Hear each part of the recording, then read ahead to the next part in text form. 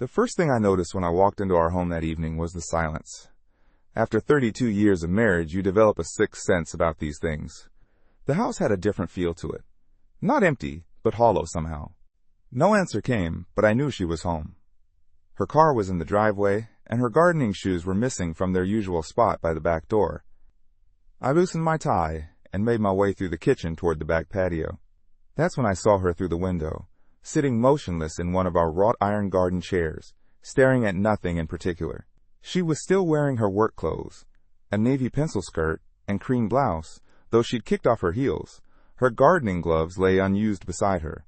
Ellen turned to look at me, and I immediately knew something was wrong. Her eyes were red-rimmed, her makeup smudged. She'd been crying. I sat down across from her, the metal of the chair cold against my back. "What's going on?" She took a deep breath, her hands fidgeting in her lap. "I've made a terrible mistake." My stomach dropped. In that moment I knew what was coming, but some part of me still hoped I was wrong. The words hung in the air between us, heavy and irrevocable. I felt as though I'd been punched in the gut, all the air leaving my lungs at once. David Mercer, of course. The new chief of surgery at the hospital where Ellen worked as an administrator, younger than me by at least a decade, divorced, no children. I'd met him at the hospital fundraiser last fall. He'd shaken my hand with a firm grip and looked me straight in the eye while he did it. 6 months. Half a year of lies. Half a year of her coming home to me, kissing me hello, sleeping beside me, all while Ellen's eyes filled with fresh tears. "I don't know. Maybe. It wasn't supposed to happen, Richard. It just did." I stood up abruptly, unable to sit still any longer. "Things like this don't just happen, Ellen. You made choices. Every step of the way, you made choices." "Does he make you happy?" I asked, hating myself for wanting to know, for caring about the answer. The honesty of it was like a knife between my ribs. 32 years together, and I couldn't remember the last time I'd made her happy. Not truly happy. We'd settled into a comfortable routine years ago, content but rarely joyful. When had that become not enough? Ellen looked up at me, her expression pained. No, that's not what I want." "I want to fix this," she said, reaching for my hand. I pulled away. "I ended it with David today. That's why I'm telling you now. It's over." I laughed, a harsh sound with no humor in it. "And I'm supposed to believe that? Just like that?" "I know I've broken your trust," she said. "I know that. But I want to earn it back. I want to try." I looked at her. Really looked at her. The woman I'd built a life with, the mother of our 2 grown children. The person who knew me better than anyone else in the world. And suddenly, I felt like I didn't know her at all. "I need some time," I said finally. I can't process this right now." I turned and walked back into the house, ignoring her calling my name. I grabbed my keys and left, driving aimlessly through our neighborhood as the sun began to set. May. 6 months.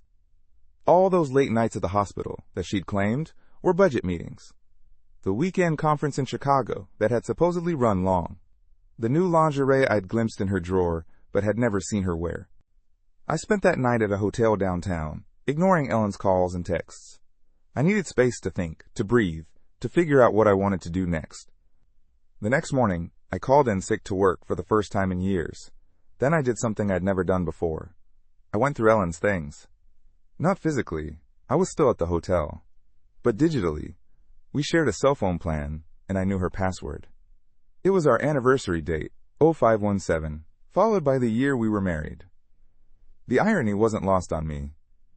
I logged into our account online and pulled up her call and text history. There it was, in black and white. Hundreds of calls and texts to the same number over the past 6 months. Some late at night, some early in the morning, some lasting only a minute or two, others for over an hour. Hach. I didn't read the actual text messages. I couldn't bring myself to do it. But I didn't need to. The pattern was clear enough. Hacks. Next, I checked our joint credit card statements. Dinners at restaurants I'd never been to. A hotel charge from that weekend in Chicago. A jewelry purchase from a boutique downtown. The anger that had been simmering inside me since yesterday boiled over. I threw my laptop across the hotel room, watching with grim satisfaction as it hit the wall and clattered to the floor. "Dad? Jason answered, sounding surprised. Everything okay? You never call during work hours. I need to talk to you, I said, my voice rough. And your sister. Can you both come over tonight? At home, I assume. Jason, please. Just come tonight, 7 o'clock, and bring Sarah. After I hung up, I sat on the edge of the bed, head in my hands. I'd never imagined having to tell my children that their mother had been unfaithful, but I couldn't keep this to myself. I needed my family, what was left of it, around me. At 7 sharp, there was a knock on my hotel room door.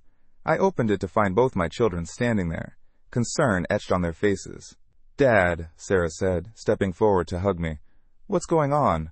Why are you staying in a hotel? I gestured for them to come in and sit down. Jason remained standing, arms crossed over his chest. Mom called me, he said. She's worried sick.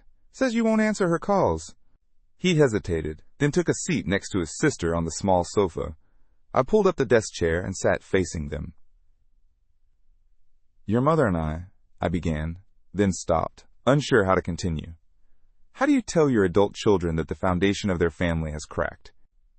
I don't know, I answered honestly, but your mother has been having an affair. The words hung in the air, heavy and final. Sarah's hand flew to her mouth. Jason's face hardened. That smug bastard from the fundraiser? Jason stood up, pacing the small room. I knew there was something off about him. I nodded. Yesterday, she told me she ended it, but... I shrugged, leaving the sentence unfinished. I don't know what to believe anymore, I admitted. 32 years, and I never thought you'd do something like this. The hell it is, Jason snapped. He knew she was married. He came to our house, for God's sake, shook your hand, ate your food. Jason, I said firmly, I appreciate the loyalty, but this isn't your battle to fight. He stopped pacing, running a hand through his hair, a gesture so like his mother's that it made my chest ache. You should come stay with me and Mark, Sarah offered. We have the guest room all set up. I squeezed her hand. Thank you, sweetheart. But I think I need to be alone right now. After they left, promising to check in on me tomorrow, I lay back on the hotel bed, staring at the ceiling. The anger had subsided somewhat, leaving behind a hollow ache in my chest. Nahote. I thought about calling Ellen, but what would I say? What could either of us say to make this better? Instead, I picked up my phone and called the one person who might understand. Richard? My brother Michael's voice came through the speaker. Everything okay? It's pretty late. I don't know, I admitted. I want to. But how can I ever trust her again? I don't have an answer for that, Michael said. When Diane cheated on me, I tried to forgive her. You remember how that turned out? I did remember. Michael and his ex-wife had tried counseling, had given it another year, but in the end, the trust was too broken to repair. They divorced 5 years ago. The difference is, Michael continued, you and Ellen have 30-plus years together. Kids, grandkids, on the way maybe. That's a lot to throw away. She's the one who threw it away, I said, the bitterness creeping back into my voice. Yeah, she did, Michael agreed. But now you have to decide if you want to pick up the pieces, or walk away. After we hung up, I lay awake for hours, turning the question over in my mind. Did I want to try to salvage what was left of our marriage, or was it already too broken to fix? I returned home 3 days later, having taken the rest of the week off work. Ellen was in the kitchen when I walked in, making coffee. She turned at the sound of the door, her face a mixture of relief and apprehension. Richard, she said, taking a step toward me, then stopping. You're home. I'm home, I agreed, setting my overnight bag down. But I'm not sure this is home anymore. I nodded, following her to the kitchen table. She poured 2 cups of coffee, sliding one toward me. I took it, more for something to do with my hands than because I wanted it. I've been thinking, I said before she could speak. About us, about what happens next. Shouldn't have what? I cut her off. Told our children the truth? They deserve to know why their father was suddenly staying in a hotel.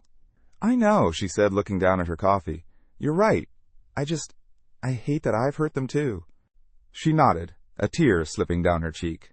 I know that, better than anyone right now. We sat in silence for a moment, the weight of 32 years hanging between us. Not because I've forgiven you, I clarified. I haven't. I don't know if I ever can, but I owe it to those 32 years to at least try.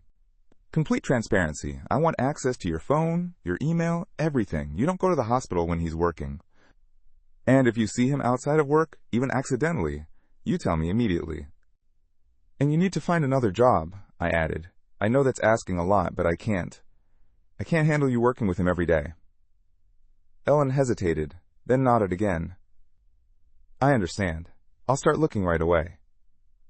One more thing, I said, meeting her eyes. I'm moving into the guest room. I can't share a bed with you right now. The next few months were the hardest of my life. We started seeing a marriage counselor, Dr. Patel, who specialized in infidelity recovery. Twice a week, we sat in her office, unpacking decades of unspoken resentments, miscommunications, and neglect. I learned that Ellen had felt invisible for years. That my focus on work and providing for our family had left her feeling emotionally abandoned. That she had tried to tell me, in 100 small ways, but I hadn't been listening. That doesn't excuse what I did, Ellen said during one session, tears streaming down her face. Nothing excuses that. But I want you to understand that it wasn't just about sex or excitement. It was about feeling seen again. I nodded, the words cutting deep even as I recognized their truth. I hadn't been the husband she needed. But she hadn't been honest about what she needed either. You could have talked to me, I said. Really talked to me. Instead of turning to someone else, Ellen found a new job at a private healthcare consulting firm. She deleted David's number from her phone and showed me the email she sent him, making it clear that their relationship was over and any contact outside of necessary professional interactions would be unwelcome. For my part, I tried to be more present, to really listen when she spoke, to see her as she was now, not as the young woman I'd married or the mother of my children, but as a complex, flawed human being with needs and desires of her own. It wasn't easy. There were nights I lay awake in the guest room, consumed by images of her with him. Days when the anger would resurface without warning, leaving me cold and distant. Moments when I wondered if I was a fool for trying to save a marriage that she had so carelessly broken. But there were other moments too. Moments of unexpected connection, a shared laugh over dinner, the brush of her hand against mine as she passed me the morning paper, small kindnesses that reminded me of why I'd fallen in love with her in the first place. 6 months after D-Day, as we'd come to call it, Dr. Patel suggested we try a weekend away together. Not to reconnect romantically, she clarified, but to reconnect as friends, to remember who you are outside of this crisis. So we booked a cabin in the mountains, a place we'd visited often when the kids were young. The first night was awkward, both of us hyper-aware of the other's presence in the small space. But by the second day, something had shifted. We hiked along familiar trails, pointing out landmarks we remembered from past trips. We cooked dinner together, moving around the tiny kitchen with the ease of people who've shared a space for decades. We talked, really talked, about our hopes for the future, both individually and together. That night, sitting on the porch watching the sunset, Ellen reached for my hand. I hesitated, then let her take it. She nodded, squeezing my hand. I know, but maybe we can build something new, something different, but still good. I looked at her, really looked at her. The woman I'd loved for most of my life. The woman who had hurt me more deeply than I'd ever thought possible. The woman who was trying, every day, to make amends. It's been 2 years since that night on the mountain. 2 years of hard work, painful conversations, and slow, cautious rebuilding. Ellen and I still see Dr. Patel, though now it's only once a month. I moved back into our bedroom after a year, though there are still nights when the memories are too much, and I retreat to the guest room. Ellen never questions it when I do. We've developed new rituals. Sunday morning coffee on the patio. Wednesday night cooking classes. Monthly dinner dates with Jason and Sarah and their partners, rebuilding our family bonds one meal at a time. The trust is coming back, slowly. I no longer check her phone or email, though she still offers them freely. I no longer feel that sick twist in my gut when she mentions work or comes home late from a meeting. The pain hasn't disappeared entirely.